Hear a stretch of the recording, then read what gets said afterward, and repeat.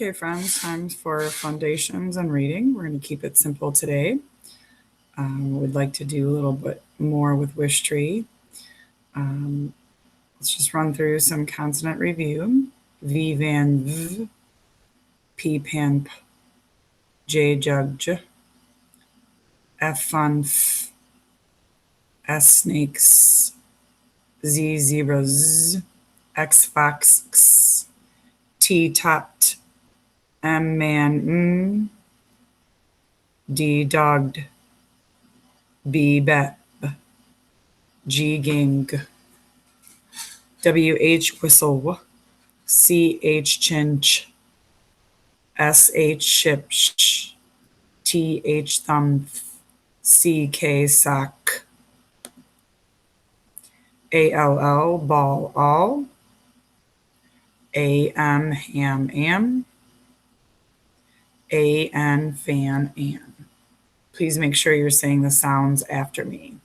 ANG fang ang, ING ring ing, ONG song ong, UNG long ong, ANK bank ank, INK pink ink, ONK honk onk, UNK junk onk.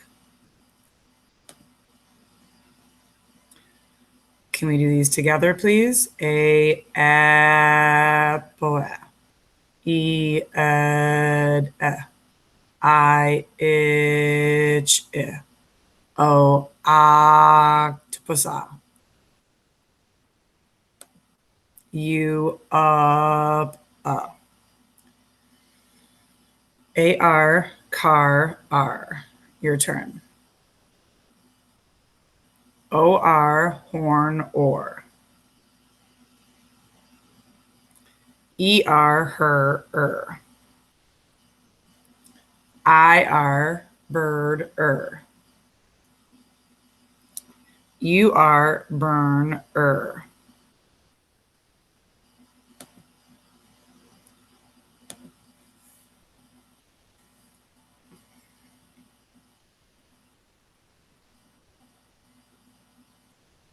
Let's see how quickly we can do our trick words.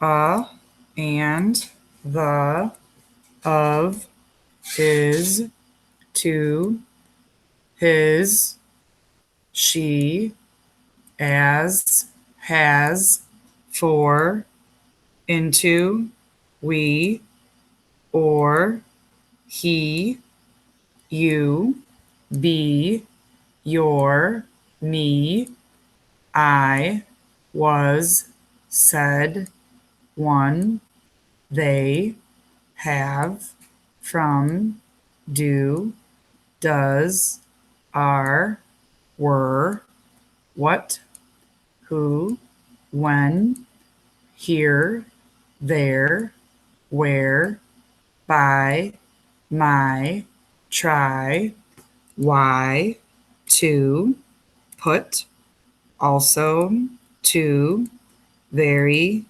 come, some, say, should, says, could, would, her, number, over, say, says, see, each, between.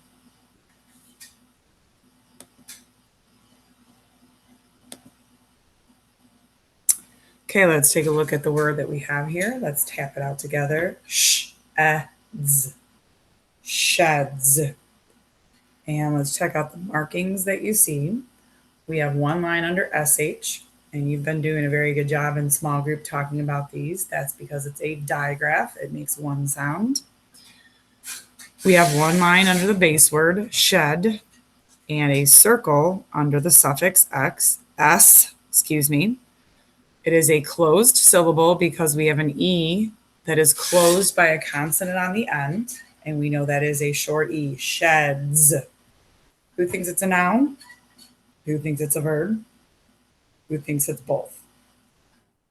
Right. If you said both, you are right. A shed can be a building, and you could have more than one shed, make it plural. Or you could say the caterpillar sheds its skin. The snake sheds its skin. Okay, next word. Floats. Floats. Okay, we have a blend at the beginning, a line under F, a line under L. We have a line under the base word, a circle around the suffix, and then we know that this is open because it has two vowels. Floats. Verb or noun? You are right. This could be both. Basically, it's a verb, right? When we talk about somebody floating, she floats in the water. But if you were talking about an actual float that you put in a pool or a float in a parade, it would be a noun. So it could be a verb as a word as an action word, or it could be a thing. Could be a noun. All right, let's tap this one out. X, right? X. Now, we know we have one vowel, but that one vowel is closed by the consonants. So we know that it is a short A. And if you take a look, I made a little mistake here. Where is the mark? It's above the C and not above the A. Wow. Little mistake there. We have a blend at the end. We have a line under the C and a line under the T. And we know it's that closed syllable. Now, the word act. I act something out. What do you think? Noun or verb? You're right. It's a verb. Normally we say she acts or he acts. Now, if you're talking about an act in a play, then it could be a noun. We have a lot of these words that can be both, right?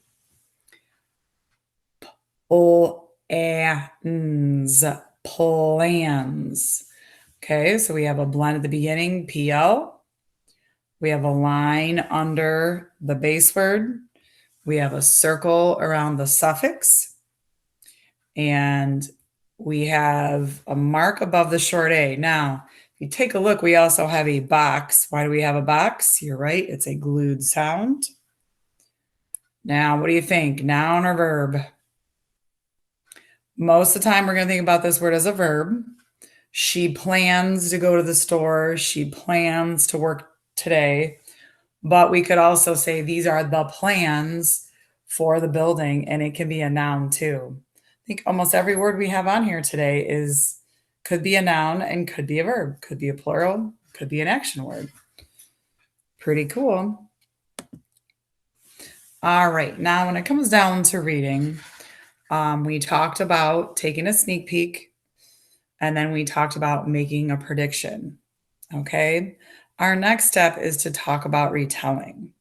And it says, today, I'm supposed to teach you that the best way to remember a book forever and ever is to tell somebody else about it. Tell someone else about that book.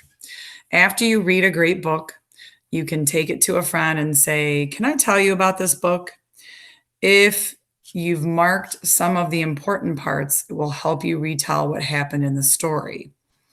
And it literally suggests that you mark things in a story.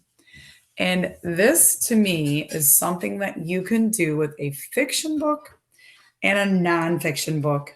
And it's good because that's really what we've been doing with each one of these skills. We've been talking about reading those two different kinds of texts. So I can mark it when I'm reading a fiction book, and I can read it when mark it when I'm reading a nonfiction book. The two books that I have, I brought Wishtree back out, and I was looking at some different parts of it because I wanted to talk about the Wishtree, and I was hoping everybody could make a wish for May 1st. The reason I'm doing it a day early is I want to do something special tomorrow, and I thought I could get all of our wishes on the Wishtree by May 1st. And then I also brought a nonfiction book, and we'll talk about marking inside a nonfiction book. When we do our animal report, if you were to have a book and you were finding different facts about your animal, you would take a Post-it note and you would make sure you would mark those facts that had the important points. or if you were doing a writing piece like we were talking about in small group informational writing and you wanted to have those facts and you wanted to know where they are, you would mark them in the book. So I'm going to do the nonfiction book first because I'm going to spend a little more time on fiction on the Wishtree. But in the super storms, I marked a couple pages. During a thunderstorm, lightning bolts can shoot between clouds and the ground. A bolt of lightning is 50,000 degrees. Why do you think I marked that? And if you said because it's an important fact, you're right.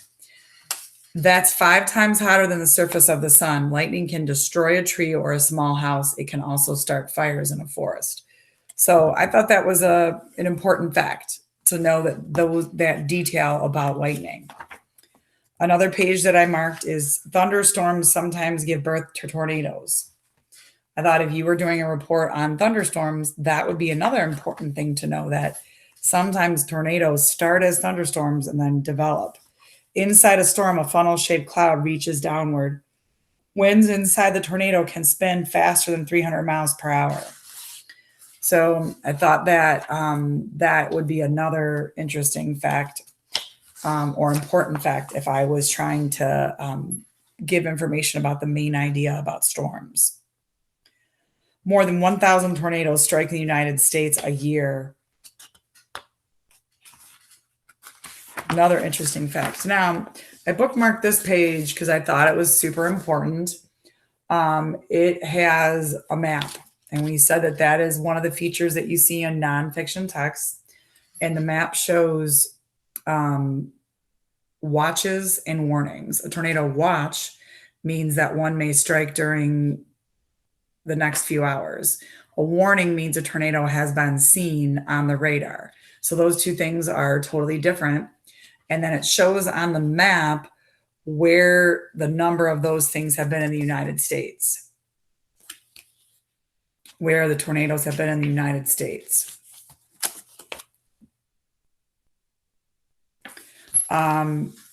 So when I want to retell something, or I want to tell a lot about information about a nonfiction topic, I want to make sure I keep track of the important facts, right? Now, when it comes down to fiction, and I want to be able to retell, one of the things that you want to be able to tell about, and the reason that we're in this spot that we are right now, we did the sneak peek, we did the predict. Now we want to learn.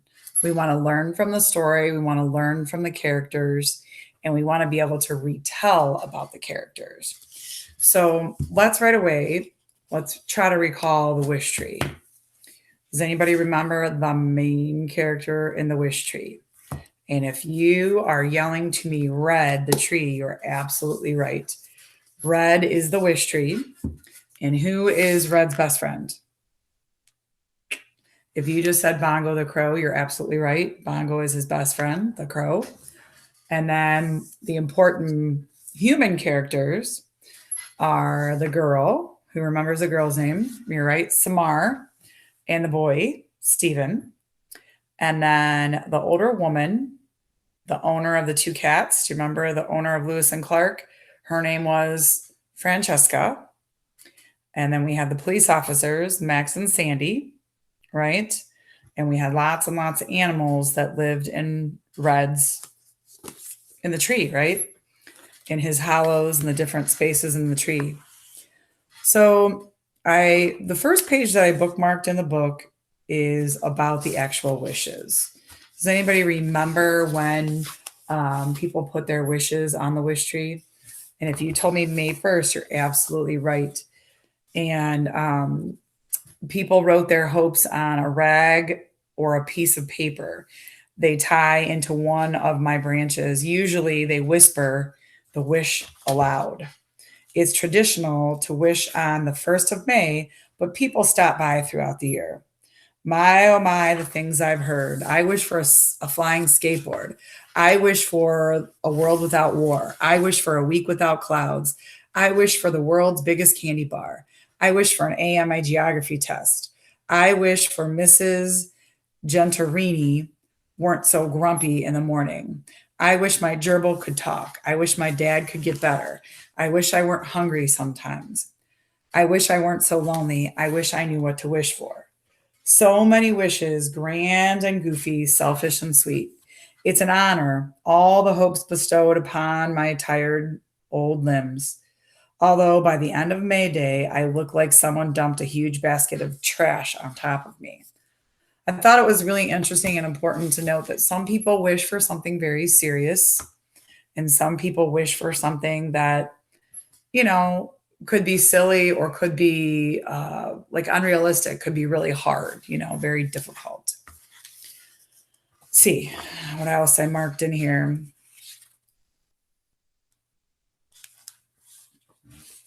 Red is talking about himself, and he is talking about Samar and talking about the fact that she made a wish.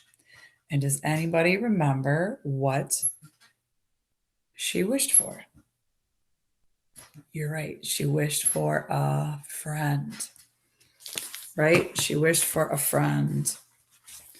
Oh, this was a sad part. I marked this one because I felt like it was important to remember that someone carved that into the tree. And, we never want to treat somebody like that, right? That, first of all, we would never want to do damage to someone like that boy did to Red.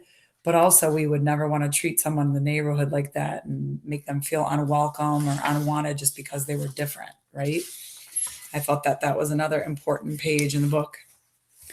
The next page that I marked is in chapter 16, where Francesca starts to talk about possibly cutting Red down. Why does she want to cut Red down? Do you remember? Yep, because there's such a mess on May Day and all the problems, and then the roots are growing under the sidewalk and causing issues too. Another section that I marked was when everyone was trying so hard in the book to try to make Samar and Stephen come together so that Samar could end up with a friend. And it seemed like every single plan that they had got thwarted, right? There was all these issues.